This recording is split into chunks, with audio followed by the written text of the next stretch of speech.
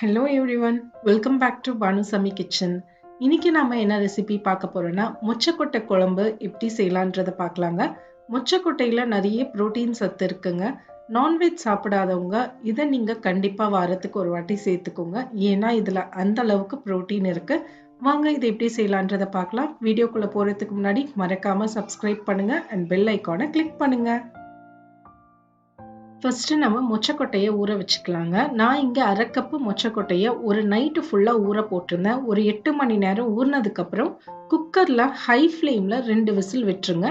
2 விசில்லையே அது வெந்து போயிடும். அடுத்து நாம் புளியை ஊற வச்சுக்கலாம். ஒரு பெரிய எலுமிச்சை அளவுக்கு புளியை கொஞ்சமாக தண்ணியை ஊற்றி ஒரு 10 நிமிஷம் ஊற வச்சிருங்க. இப்போ நம்ம குழம்பு செய்ய ஸ்டார்ட் பண்ணிடலாம். நான் இங்கே மண் சட்டியில் செய்கிறேன். நீங்கள் ஏதாவது ஒரு கடாய் எடுத்துக்கோங்க. அதில் 3 டேபிள் ஸ்பூன் எண்ணெய், 1/2 டீஸ்பூன் கடுகு. கடுகு நல்லா பொரிஞ்சதுக்கு அப்புறம் ஒரு 1/2 டீஸ்பூன் அளவுக்கு வெந்தயம் சேர்த்துக்கோங்க. இது கூடவே கொஞ்சமா கருவேப்பிலை, ஒரு 6லேருந்து 7 பல்லு பூண்டை இந்த மாதிரி சின்ன சின்னதா நறுக்கி சேர்த்துக்கோங்க. இது கூடவே ஒரு 2 மீடியம் சைஸ் வெங்காயத்தை நல்லா பொடிசா நறுக்கி சேர்த்துக்கோங்க. நீங்க சின்ன வெங்காயம் கூட ஒரு கைப்பிடி அளவுக்கு சேர்க்கலாங்க, ரொம்ப டேஸ்டா இருக்கும். சின்ன வெங்காயம் இல்லாதவங்க இந்த மாதிரி மீடியம் சைஸ் வெங்காயத்தை சேர்த்துக்கோங்க. கொஞ்சமா உப்பை சேர்த்துட்டு வெங்காயம் நல்லா பொன்னிறம் ஆகுற வரைக்கும் வதக்கிக்கோங்க. வெங்காயம் நல்லா செவக்க வறுக்கணுங்க. அப்பதான் நமக்கு குழம்பும் நல்லா திக்கா கிடைக்கும். நல்லா செவக்க இந்த மாதிரி வறுத்துக்கோங்க. இந்த அளவுக்கு வதக்குனா போதுங்க. இப்ப நாம இதுல காய்கறிகளை சேர்த்துக்கலாம். நான் 2 உருளைக்கிழங்கு சேர்த்திருக்கேன். 2 கத்திரிக்காவை பச்சை கலர் கத்திரிக்காய் சேர்த்திருக்கேன். நீங்க எந்த கத்திரிக்காய் வேணாலும் சேர்க்கலாம். காரத்துக்கு 2 பச்சை மிளகாவும் சேர்த்துக்கோங்க. மொச்சக்கொட்டை குழம்புல இந்த மாதிரி காய்கறி எல்லாம் போட்டு செய்யும் போது ரொம்ப டேஸ்டா இருக்குங்க. காய்கறியை போட்டு நல்லா 1 நிமிஷம் இந்த மாதிரி வதக்கிக்கோங்க. உங்ககிட்ட காய்கறி இல்லைன்னா நீங்க இதை அவாய்ட் பண்ணிட்டு வெறும் மொச்சக்கொட்டை போட்டு கூட செஞ்சுக்கலாங்க. இப்போ நம்ம வேக வச்சிருந்த மொச்சக்கொட்டையை இதுல சேர்த்துக்கோங்க. நான் 2 விசில் தாங்க விட்டேன். 2 விசில்லையே மொச்சக்கொட்டை நல்லா வெந்துடுச்சு. இது கூடவே கொஞ்சமா மஞ்சத்தூள், 2 மீடியம் சைஸ் தக்காளியை நல்லா பொடிசா நறுக்கி சேர்த்துக்கோங்க. சேர்த்துட்டு நல்லா வதக்கிக்கோங்க. அந்த தக்காளி நல்லா குழையிற அளவுக்கு 1 நிமிஷம் நல்லா வதக்குங்க. இப்போ நம்ம இதை மூடியை போட்டு லோ ஃப்ளேம்ல ஒரு 2 நிமிஷம் அப்படியே வச்சிருங்க. காயெல்லாம் வேகட்டும். 2 நிமிஷத்துக்கு அப்புறம் நம்ம ஓபன் பண்ணி பார்ப்போம். பாருங்க, காயெல்லாம் அழகா வெந்துடுச்சு. உருளைக்கிழங்கு நீங்க கையில எடுத்து பாத்தீங்கன்னா நல்லா வெந்திருக்கணுங்க. இப்ப நம்ம மசாலா பவுடரை சேர்த்துக்கலாம். நான் இங்க 2 டேபிள் ஸ்பூன் அளவுக்கு குழம்பு மிளகாய் தூள் சேர்த்திருக்கீங்க, வீட்டுல அரைச்சது. உங்ககிட்ட குழம்பு மிளகாய் தூள் இருந்தா 2 டேபிள் ஸ்பூன் சேர்த்துக்கோங்க. இல்லாத பட்சத்துல 2 டீஸ்பூன் வெறும் மிளகாய் தூளும், 2 டேபிள் ஸ்பூன் தனியா தூளும், 1 டீஸ்பூன் ஜீரகத்தூளும் சேர்த்துக்கோங்க.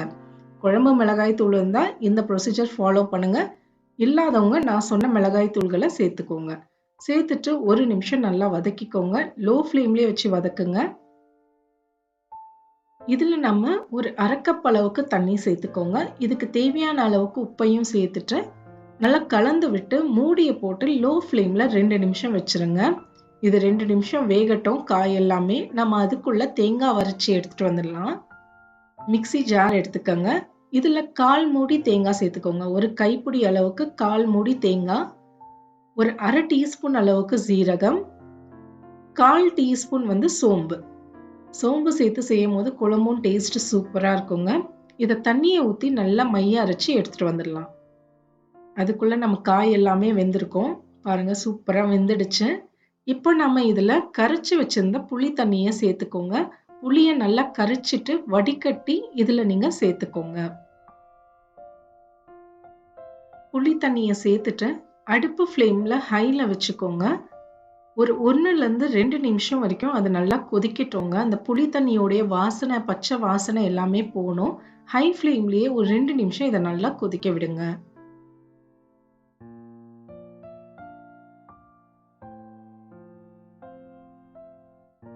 இது நல்லா கொதிச்சு வரட்டும். பாருங்க, நல்லா கொதிக்க ஆரம்பிச்சிருச்சு. இப்போ அடுப்பு ஃப்ளேமை லோக்கு மாத்திடுங்க. மாத்திட்டு மூடியை போட்டு ஒரு 5 நிமிஷம் லோ ஃப்ளேம்லயே இருக்கட்டும்ங்க.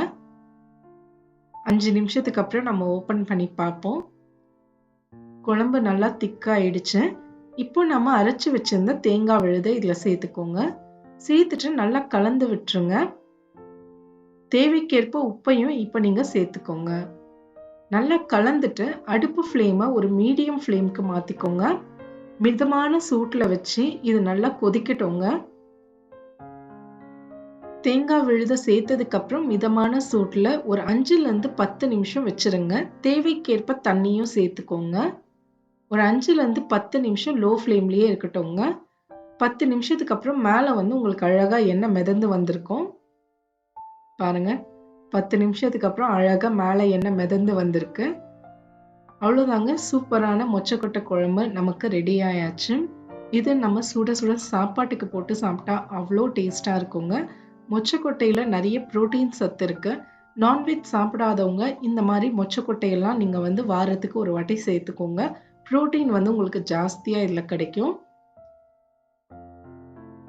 அவ்வளோதாங்க, சூப்பரான மொச்சக்கொட்டை குழம்பு ரெடி. ட்ரை பண்ணி பாருங்க. எப்படி வந்ததுன்றதை எனக்கு கமெண்ட்ஸில் சொல்லுங்க. மறக்காம சப்ஸ்கிரைப் பண்ணுங்க அண்ட் பெல் ஐக்கானை கிளிக் பண்ணுங்க. இன்னொரு வீடியோவில் பார்க்கலாம். தேங்க்யூ ஃபார் வாட்சிங்.